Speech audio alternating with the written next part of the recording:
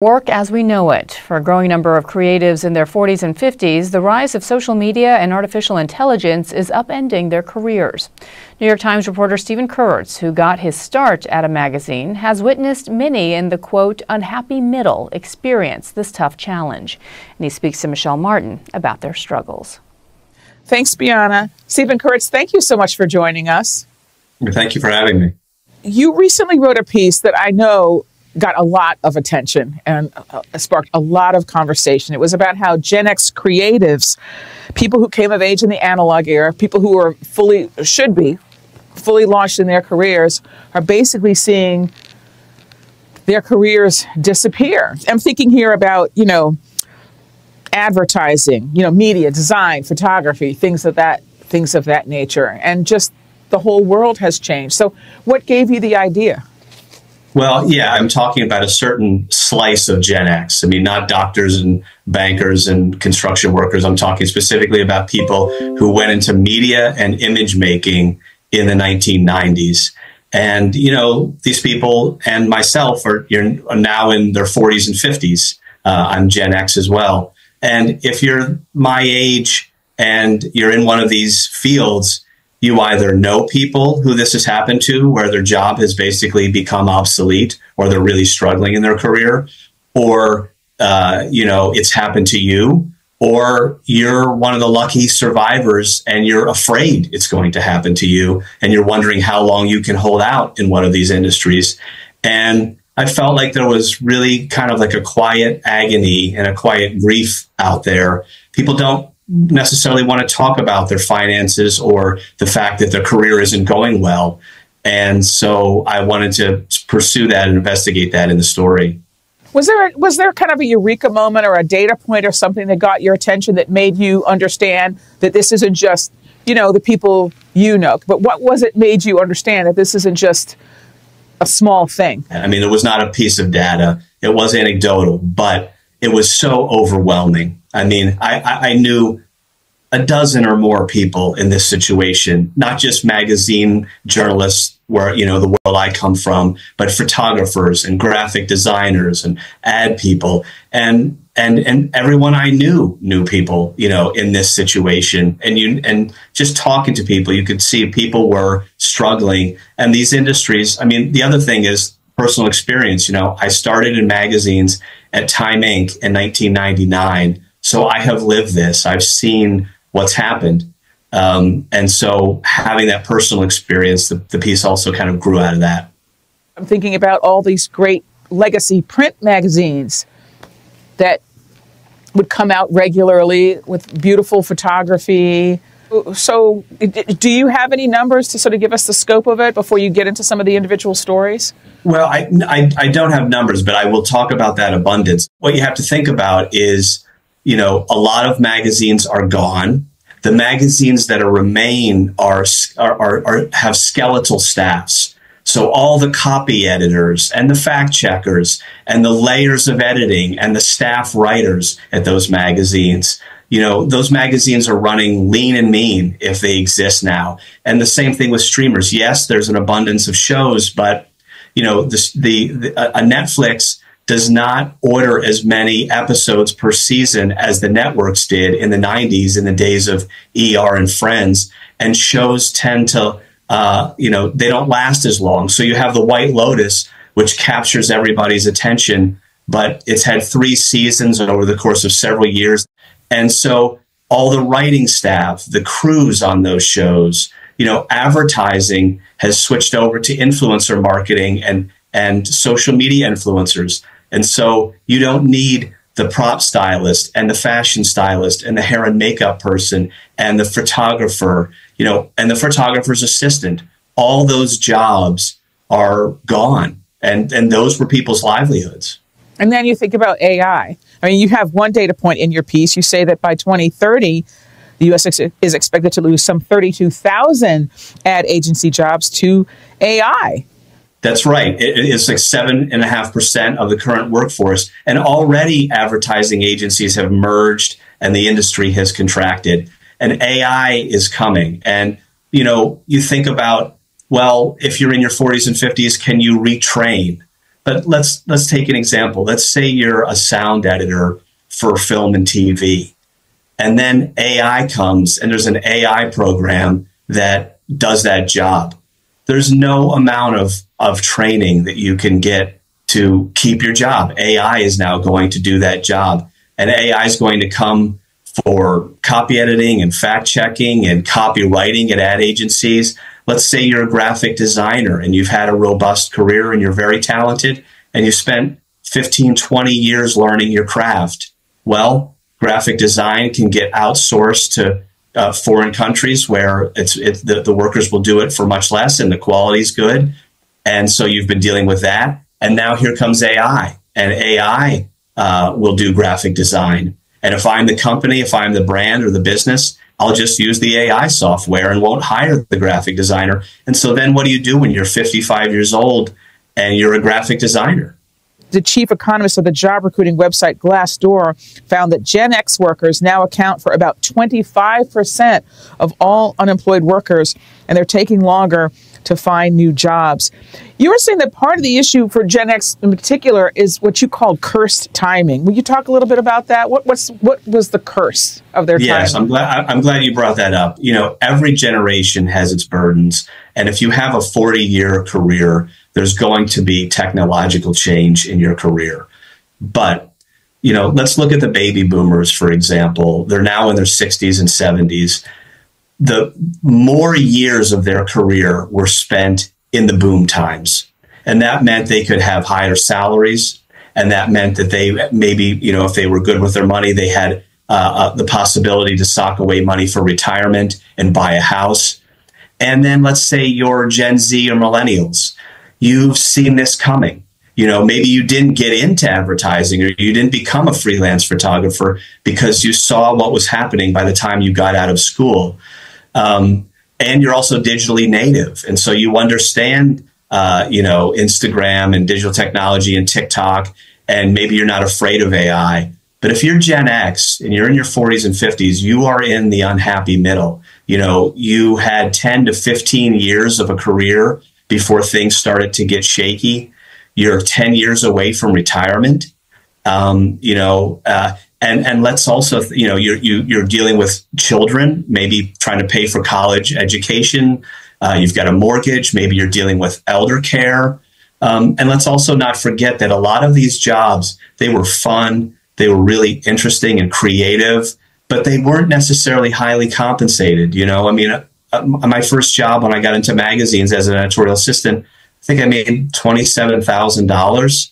You know, so there wasn't an opportunity to put away money. You were compensated in other ways by getting to be artistic and creative and going to interesting parties and feeling like you were part of the culture. And so that part has gone away. And also the financial part has gone away. And I think there's a lot of grief for people and grieving over the careers that they had and trying to figure out. I mean, really why I wanted to write the piece and talk to these people is to figure out, what do you do? What do you do when this happens to you? And what are these Gen Xers doing next? What were some of the, can you just tell me like one or two stories of the people that you interviewed for the piece? Yeah. You know, I talked to a former magazine editor. He had started in magazines in the early 2000s, ended up at a dream job, really, at Spin magazine as an editor and a writer. And through his time at Spin magazine, things just kept getting worse and worse. The circulation fell, the ad pages fell. Finally, the magazine went to, you know, digital and ceased the print publication. So him and his wife, they had 2 children. They lived in a tiny New York apartment. She also worked in media. And they looked at each other and thought, what are we going to do? They ended up moving to California. He took an editorial job at a big tech company. And that job gave him the stability to really think about the next move. And he went back to school and he got his master's degree in clinical psychology. And now he's a therapist working towards his state license to practice therapy. So he made that career transition. I spoke to a woman who was a prop stylist for many, many years for magazines and then for, you know, on ad shoots. And she just took a course to be a postpartum doula.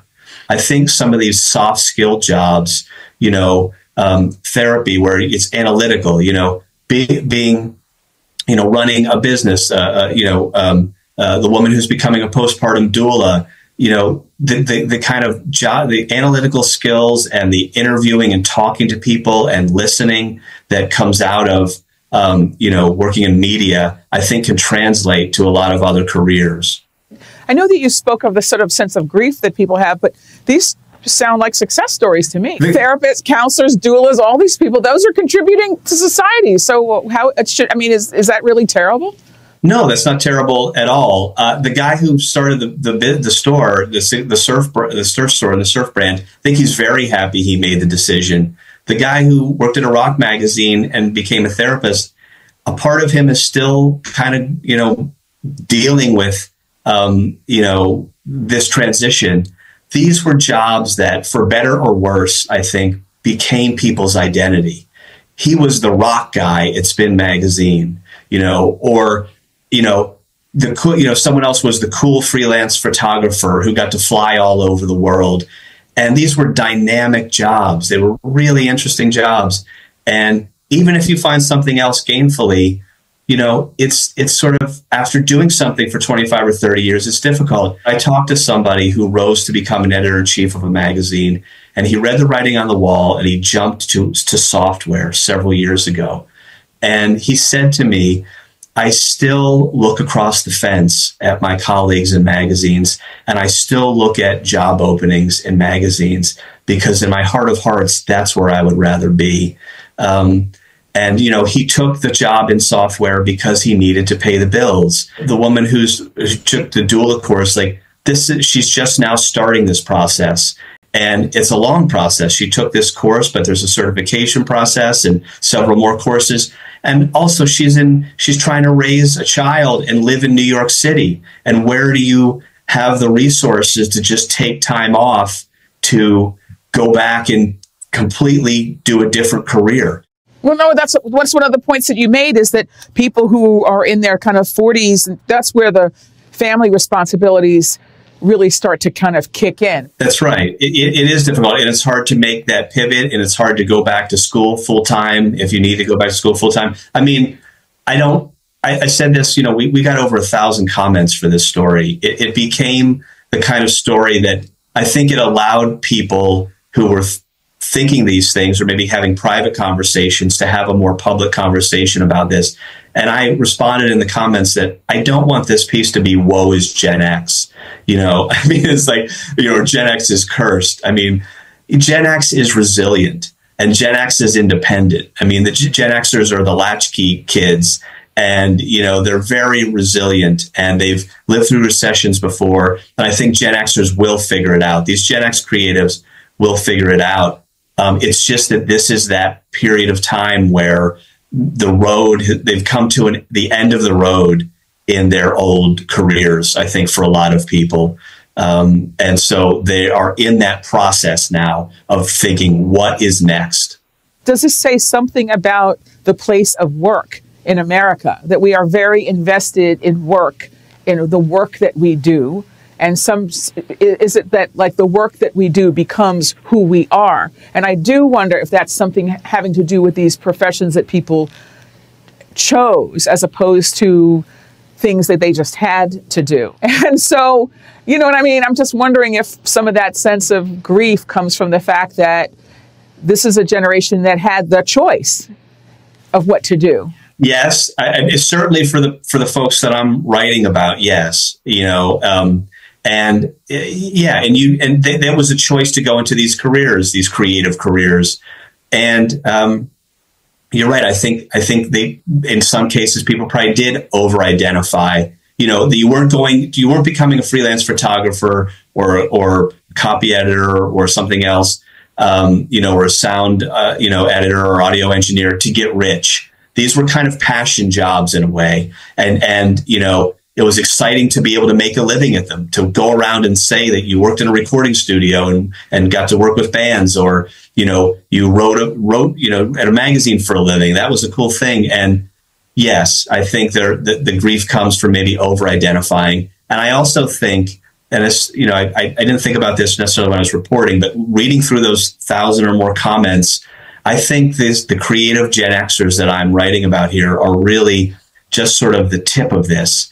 And with AI coming, in a couple of years, I may be able to write the same kind of piece about lawyers or academics or even healthcare. I mean, AI, if the technology lives up to the promises, and it's already starting to replace a lot of jobs, I think a lot of people are going to think, I went into a seemingly stable job, thinking I would have a career for life in this profession, and I'm 5 years, 10 years away from retirement, and what am I going to do? And so there's a lot of economic insecurity out there and a lot of sense of what is the future of work? What does it mean? Is AI coming to help me in my job, or is AI coming to take away my job? Whether you work on Wall Street or, at a white shoe law firm.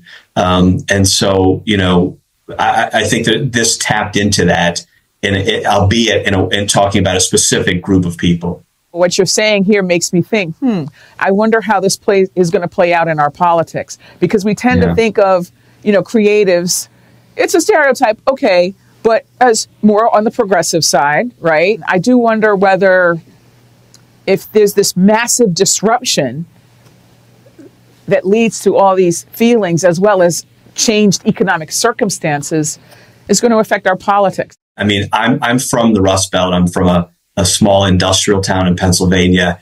And so I lived through the displacement of blue collar workers and those factory jobs. And we're seeing the kind of the turmoil that has caused in the country socioeconomically, politically, in terms of, a person's identity and worth. It's really already come for creative workers. I mean, there's been books 10 years ago, The Death of the Creative Class. And it's coming for white collar professionals, and how they handle that and how our society handles that, it remains to be seen. But I think it's a bit of a free-for-all. I don't see guardrails in place to protect those jobs, just like there really weren't guardrails put in place to protect the manufacturing jobs. They just went overseas, and the communities had to deal with it. And, we'll see if there are guardrails put in place about AI and the coming displacement in the workforce. Stephen Kurtz, thank you so much for talking with us.